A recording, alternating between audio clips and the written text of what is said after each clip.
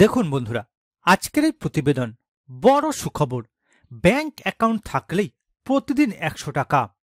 তো বন্ধুরা, কিভাবে 100 টাকা করে প্রতিদিন আপনারা পাবেন, চলুন বিস্তারিত জেনে নেওয়া যাক। দেখুন বন্ধুরা, আরবিআই এর নতুন নিয়ম, কোনো ব্যর্থ লেনদেনের জন্য নির্ধারিত সময়ের মধ্যে টাকা ফেরত দিতে হবে ব্যাংকে।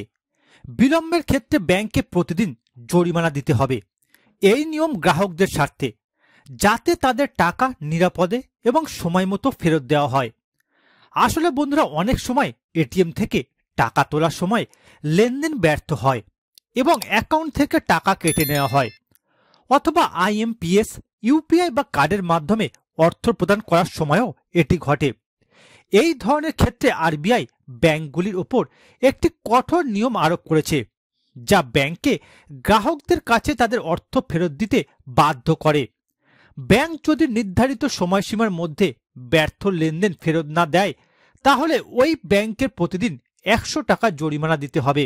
বন্ধুরা, আরবিআই 2019 সালে একটি সার্কুলার জারি করে টার্ন অ্যারাউন্ড টাইম নিয়ম কার্যকর করেছিল। এই নিয়মের উদ্দেশ্য হল ব্যাংক ব্যবস্থায় ব্যর্থ লেনদেনের ক্ষেত্রে গ্রাহকদের সময় মতো ক্ষতিপূরণ প্রদান করা। ব্যাংক এই টাকা ফেরতের সময়সীমা মেনে না চললে যতদিন না গ্রাহকের টাকা ফেরত দেওয়া হচ্ছে, প্রতিদিন 100 টাকা করে ব্যাংককে জরিমানা দিতে হবে।